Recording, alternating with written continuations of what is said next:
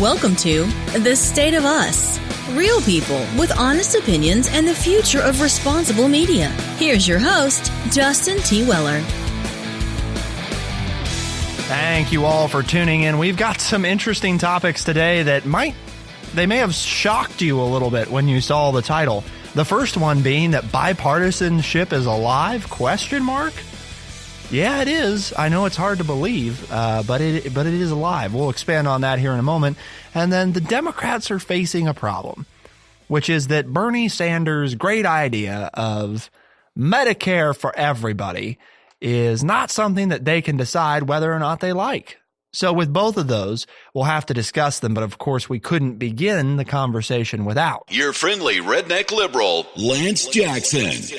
Other things are being done besides Judge Kavanaugh's vote, right, with our government. Things are still happening. Believe it or not. It's hard to believe. I know the mainstream media would tell you that the whole world has stopped, but there are other events taking place. The world keeps spinning? As far as I know, according to Newton. So tell us, and Galileo, right? Tell us, Lance, what is happening with, we're starting with the bipartisanship? Bipartisanship. Okay. Well, there are three different areas where we have seen bipartisanship take place in the last week. Two of them this last Wednesday, and one last week. The first on Wednesday, the Senate passed the legislation to reauthorize the Federal Aviation Administration for 5 years by a vote of 93-6. It included a measure to double funding for big infrastructure projects around the world, combining several little-known government agencies into a new body with authority to do $60 billion in development financing. We also, on Wednesday, the Senate advanced an opioid bill to President Trump's desk by a vote of 98 to 1. It included several changes, one of which requiring Medicare to cover services provided by certified opioid treatment programs. And last week, President Trump signed into law a spending bill that increased military spending for the next fiscal year and keeps the government open through December 7th, averting a government shutdown days before the funding was set to expire on October 1st. The Senate voted 93-7 to approve that measure. So three measures, 93-6, 98-1, and 93-7. So what do you think of that there, Justin? We've got, that's bipartisanship. Yeah. 93-6, 98-1, 93-7. And I don't like that I always come back to this is what irks me about the mainstream media, but the problem is they amplify things by not, even if they're not intentionally amplifying, they amplify by not providing a window that other things are happening. I've been mad, and I hope Michael Schmerkanish listens to this. I've been mad at Michael Schmerkanish this week. I've been of mind to call in because for 2 weeks now, the only thing he has talked about, or I shouldn't say that, that's a mischaracterization. The thing that he has talked about every day, he may have talked about other things, but has spoken on literally every day, is the Brett Kavanaugh thing. And I'm like, guys, come on here. There's other things, because even channels like POTUS on SiriusXM that are a politics channel, even if you're politics, these are things happening in politics. Yes? That's true. They're That's good right. things happening in politics, right? I mean, I don't know why the advance of the opioid bill to the president's desk that ensures that, Medicaid is going to cover those expenses. Well, to cover the services for people who are looking for help. Right. That's huge. Yeah. Why? I don't know who voted against it or why, but 98 to 1, right? There are 4 or 5 senators mentioned in here who are quoted in here, but the main one is Senator Dan Sullivan, Republican from Alaska. And he says at the end of the article, he's quoted as saying, Mr. Sullivan pinned the blame on the media for not focusing more on bipartisan accomplishments, pointing to what he saw as a lack of coverage on the recent bills. Quote, this is Senator Dan Sullivan, Republican from Alaska. Maybe our friends in the media will write about it, he said. I hope they do. Well, here they did. So, it's on what page of the Wall Street Journal? So page 4 of the main section today. So it's not too buried, but. And the thing is, they quote Republicans and Democrats in this article talking about how, yes, there has been a lot of hard feelings over the fight for the Supreme Court position that Judge Kavanaugh is up to fill. But on the other hand, there are a lot of people that are still getting along. I mean, even a Democrat whose face is in the middle of this, Senator Cory Booker, the Democrat from New Jersey, said that he has worked collegially with many Republicans on the Judiciary Committee, including Senator Lindsey Graham, the Republican from South Carolina, despite their stark differences on the nomination. Quote, "This is a lot of emotion, a lot of hurt, disagreement on a lot of issues for millions of Americans," Mr. Booker said. Quote, "But I'm still confident that we're going to find a way to get things done on a lot of issues that won't get your attention because they're not acrimony. They're not fighting." So there's someone who's very strong, who got up and walked out during the hearing because he thought it was of the Judiciary Committee, because he felt it was so one-sided. Yet he says, "I'm still confident that we can work together to get things done. It's just that we don't agree on this issue." So if the American people think that we can't get things done, that's wrong, because I agree with my Republican comrades on most things. It's just I don't agree on this one. That doesn't mean that there's acrimony everywhere. The thing that I would, as I'm listening to this, what I take away is just even more disgust with our lawmakers, because if nothing else, I think this reinforces that most of what we get to see is just a horse and pony show. It's just a fancy schmancy show business, let's put on a good play for everybody. Because, I'm sorry, but if both sides felt the way they keep acting like they do on the Brett Kavanaugh nomination, they wouldn't get this. They wouldn't be going and getting this stuff done. They wouldn't be shaking hands and playing nice and all this, all these really nice things they're doing. If you're as upset as they act like they are, they're either way better people than we think they are and can look past that, or they are the scheming, maniacal people that most Americans believe them to be. And they're just putting on a show. They don't care. They don't care if they don't actually find, Democrats don't actually find these Republicans, to be despicable and disgusting humans. And these Republicans don't find the Democrats to be crazy and outrageous. They just don't care. The media latched onto this. So it's like when the camera's pointed at us, now I'm going to put on a show. Here I go. Ready? Watch me. And it's election season. Yeah. I mean, they're all running for re-election either now or in 2 years. I say now, the majority of them will, I know this should be a good thing that this bipartisan stuff is happening, but I can't help but get upset because it just reinforces that they just don't care the way they're making us believe they do about this. I understand. And just one more thing, and I'm going to read this. Yeah. I'm glad these things are happening though. Sorry. I understand, but you're upset with them taking the tack that they are. For them playing into what the media is doing, which is trying to make a big spectacle of this. They're just feeding that by behaving the way they're behaving. But as Senator Roy Blunt, a Republican from Missouri, said, "I do think there is some short-term damage that's been done here." He said, "I do think we will benefit from being out of here for some days at least between now and the election. I'm sure we'll all get over it, but it was not a helpful thing the way this has been handled." So he's kind of saying what you are. We don't typically do business like this in the Senate. This is an asterisk in the way we behave. And another senator mentioned here says, the problem is we have too many newbies in here, basically is what he says. He says we have fewer long timers is the way he says it. And they don't know anything about the decorum and the courtesy of the chamber. And he doesn't say it mentioning one side or the other. He just says it in general. Right. General. Which both of those gentlemen, they happen to be gentlemen, both of those gentlemen are kind of saying what you are. And that is, we did not put our best foot forward during this whole Judge Kavanaugh process. That typically we are able to get some things done, but we've walked right into what the media wants to say and what we've said here in some in many shows, crying for more bipartisanship. Well, then we get examples of bipartisanship. Whether you think they're as important as the Supreme Court or not, that's an opinion. But we have gotten some bipartisanship on 3 issues here, and nothing's being said about it.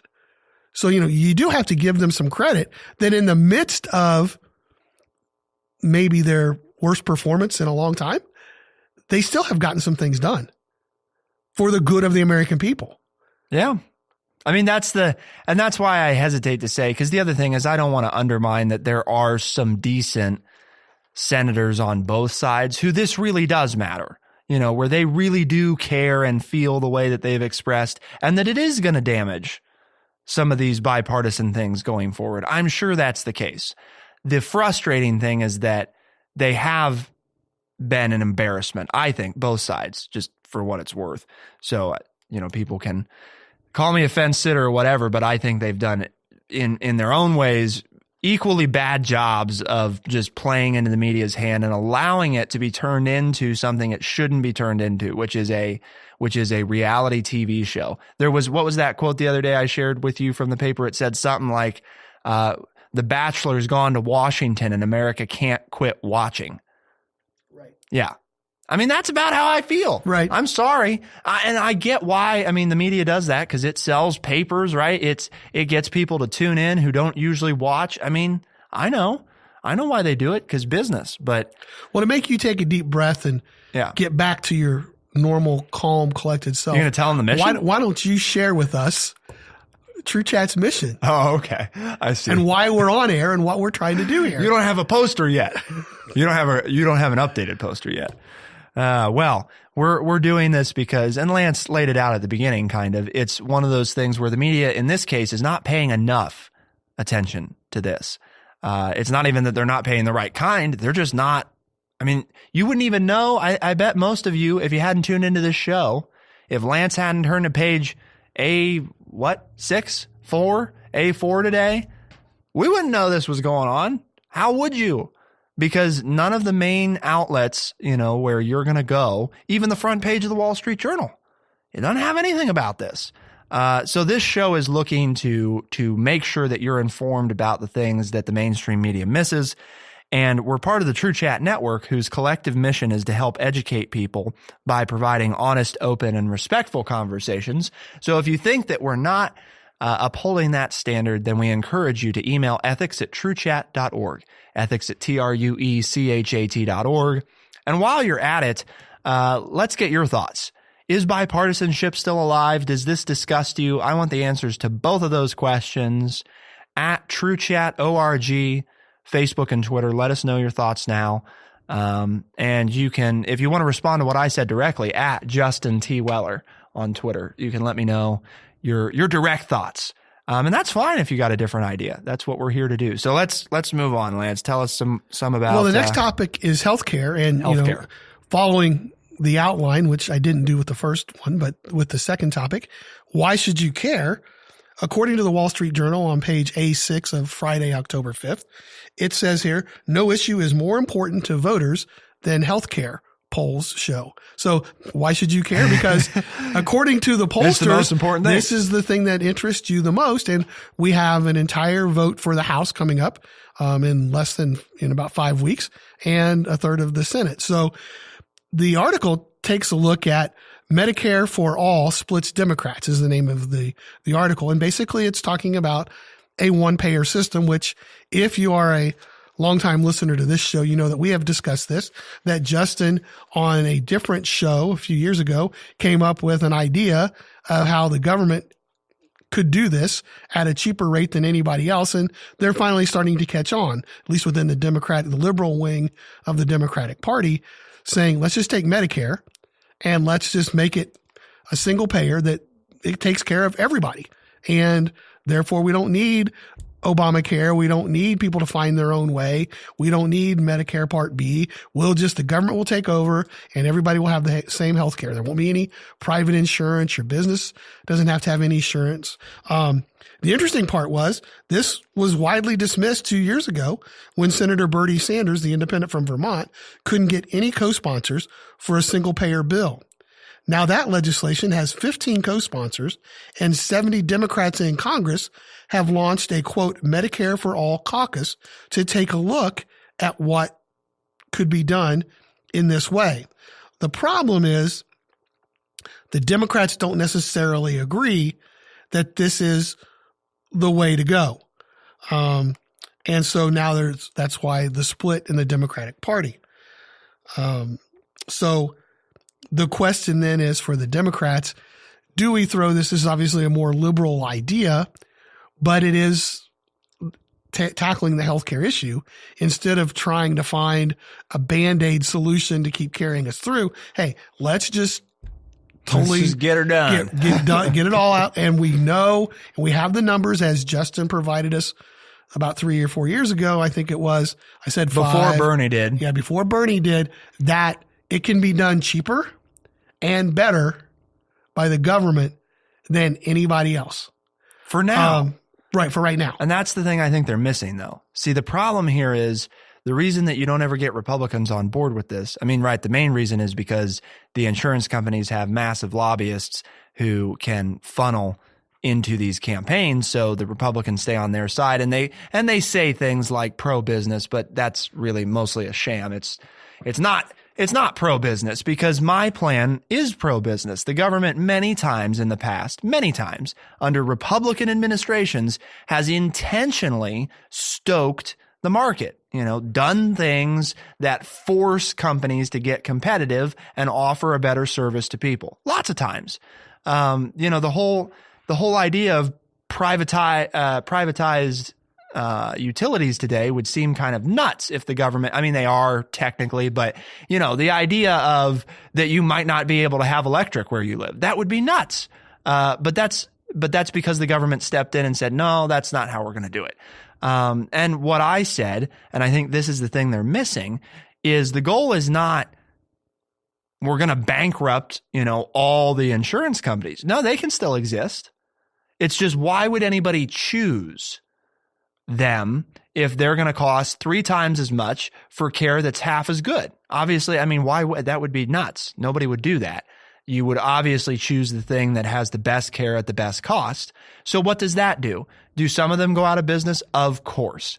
Good. They can't compete. They don't deserve to be around. The government's tapped into something that's effective. And then hopefully what you get is for-profits that actually can figure out how to lower administrative costs, provide a lower cost, better care than Medicare, which is hard to imagine. I mean, most people can't. By the way, there is something that's called Medicaid, right? Which is where you pay basic. I mean, just one example of it, because it does vary a little bit state to state. In Ohio, at least, for most people, you pay nothing for basically any kind of care other than what you put into taxes or what's taken out of your paycheck. But you don't have a copay. Right. You get care, you get prescriptions, and there is no fee 95% of the time, But it's only for a certain group of people yes. who qualify for yes. Well, and what I'm saying is, aside from something like that, Medicare is regarded typically as pretty much the best thing you can have. People look forward to turning 65 if for nothing else other than you get Medicare then, and so the question then becomes, why do the centrist Democrats disagree with this? Why is this something that they're not in favor of doing right now? And in the article, it says, that they disagree because they have expected to hold the political edge over the Republicans on healthcare in 2018 for the first time in years, with a straightforward message of protecting the ACA from the GOP and expanding it. So politics. They fear that the Medicare for All slogan, with its promise of sweeping government action, will alienate the voters they need. So yes, it's political, because the idea is that even if this were a good idea, you're not going to get it passed in total in one bill, that it's going to be incremental, and that the American people, according to the centrist Democrats, are tired of the increments. I mean, we know now that President Obama is out of office. He's been very vocal about how what he got passed that was called Obamacare was not really what he wanted. Right. He wanted a much more This is what he could get. single payer. He took what he could get in hopes that it could be built upon in the future, which it might have if everybody in America wasn't surprised that Donald Trump won the presidency, including Mr. Trump. I mean, he was surprised that he won. But had what happened, maybe we would be building on the Healthcare Act instead of getting done with it. But that's what centrist Democrats are saying, is that there's no way we're going to get that. Even though we believe in it, if we were to believe in it, we're never going to get it totally all at one time. And to keep this going on is going to frustrate our base as Democrats. And therefore, we need to focus on what most people are, and that is that we should unite with the promise of protecting people with pre-existing conditions. And that's what the centrist Democrats want to focus on, keeping those people involved. And I know here in the state of Ohio, that has been a big thing in the gubernatorial race. Sure. Is which candidate is going to support the pre-existing. Because one candidate does and the other candidate doesn't. Right. So there's this why the centrist, yes, partly political. So any closing thoughts, Justin, to this? I mean, it's nice that the new Democrats that have won in the primaries are bringing this up, and it's a discussion, but they're getting pushback from their middle of the road contemporaries. No, it's like you said. It's politics, right? So, and it's too bad because I hope it's good for people tuning in, right? Lance leans liberal on many things. That's no secret. I lean liberal on a good handful of things. And that's no secret. And we don't need them to be, but it doesn't mean that we are so numb as to not be able to say the Democrats are playing politics, because for them, the Medicare for all thing doesn't look as enticing for the elections. And just to them, I'd say you lost 2016. Remember, you thought you had it figured out then. So don't assume that new, bold, flashy ideas that might be offensive to some people can't work, because that's literally what the president did. And that's why he's in office. So, if you can't beat them, take a page out of their book, right? Do something drastic. Medicare for all. See what happens. You might be surprised. People might get on board. If you can tell them, your cost for insurance will go down and your care will be better. Who's not going to be at least listen to that? Yeah. I mean, I think you're going to be hard pressed to find Republicans voters who are just going to outright say, "Oh, no. That would be awful." That's even better than Make America Great Again, with all of its hidden meanings. Yeah. This is being the voters say it is. This is being upfront. Mm-hmm. This is saying, "Hey, we're going to give you better care at a lower price." Yeah. Vote for us. Okay. Yeah, I mean, I would. I mean, there's no hidden agenda there. There's no hidden meaning. And it's easy to understand. This is what we're going to do. Yeah. And we already have something in place for it. So anyway, a couple of interesting topics, okay, that there is some bipartisanship and there is a push for a single payer health plan, which would be cheaper than anything else we have. And like you said, it doesn't attack the private insurance companies. It doesn't have to. It just creates competition, which is supposedly what this country and this economy is all about when we talk about capitalism, is competition. Competition gets us better products at a lower price. Yep. And when you talk about healthcare, that is a product that we purchase either through our job or with our own money or through paying our taxes. We all purchase healthcare in some form or another. Why not get something better for a lower price? Only makes sense. So hopefully you enjoyed today's show. Tune in to all of our different, you can get our podcast a lot of different ways. Yeah. Right? There's tons of different ways here. That's right. I got the show. I'm trying to close. Spotify. Yeah, Spotify. That was the one I couldn't think of, right? That's where you said all your friends That's listen. the big one. Yeah. What's how many friends I have? Spotify, Apple Podcasts, basically any place that fine podcasts are found, which of course the State of Us is one of. And you can always get engaged with the show. We'd like to know your thoughts. I mean, if it doesn't make sense, if you can point out a way to us that this doesn't make sense, I mean, at least from a strategy standpoint, right? Ask the Democrats to try. What they're doing right now is crap. I'm sorry, but it's no plan. They don't have a plan. We're not Donald Trump. Right. We don't hate women. I mean, that's their plan. Well, great. That's what you've been for the past, since early 2016. That's all you've been. We don't hate women and we aren't Donald Trump. Okay, we knew that. Thank you. That didn't work. So let's try something different maybe. So I don't know. Let us know your thoughts. If you disagree with that, if you've got a different angle than Lance and I, we want to know. At TrueChat, ORG, Facebook, Twitter, etc. For the State of Us on TrueChat in Urbana, Ohio, I'm Justin T. Weller. And I'm Lance Jackson. Thank you so much for tuning in. We'll see you next time on The State of Us. Be the change.